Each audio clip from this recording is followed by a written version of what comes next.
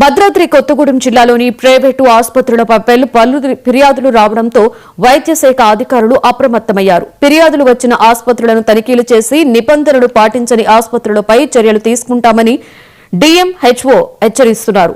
Allopathy డాక్టర్లు ఉండవలసిన చోట ఆయుష్ డాక్టర్లు వైద్యం చేస్తున్నారని, హాస్పిటల్స్ లో పేరు నమోదు కాని వేరే వ్యక్తులు పనిచేస్తున్నట్లుగా ఫిర్యాదులు అందినట్లు DMHO తెలిపారు. కొన్ని ఆసుపత్రులు 24/7 అని బోర్డులు పెట్టుకున్న డాక్టర్లు మాత్రం అందుబాటులో ఉండడం లేదన్న విమర్శలు ఎక్కువగా ఉన్నాయి. ఈ ఫిర్యాదులన్నీ పరిశీలించి దర్యాప్తు చేయడానికి సిద్ధపడినట్లుగా DMHO తెలిపారు.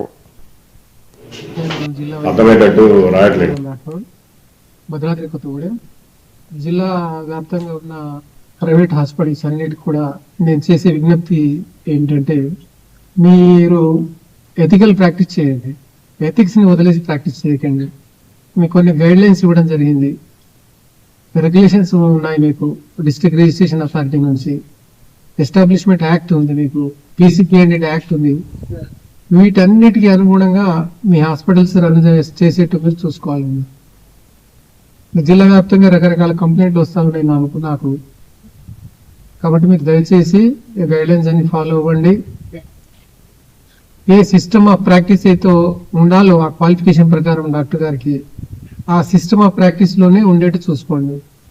అల్లోపతి నర్సింగ్ హోమ్లలో వేరే ఆయుష్ డాక్టర్లని అపాయింట్మెంట్ చేసుకోవడం, వాళ్ళతో సర్వీసెస్ ఇప్పించడం అనేది కరెక్ట్ కాదు. ఇది కూడా నా దృష్టికి వచ్చింది. దయచేసి ఇది చట్ట విరుద్ధం కూడా. కాబట్టి అల్లోపతిక్ ఇన్స్టిట్యూట్స్లో అల్లోపతి వాళ్ళని ఉండేట్టు చూసుకోండి. ఏ క్యాడర్ స్టాఫ్ అయితే మీరు రిక్రూట్ చేసుకుంటున్నారో వాళ్ళ క్వాలిఫికేషన్స్ ఉండేట్టు చూసుకోండి దయచేసి.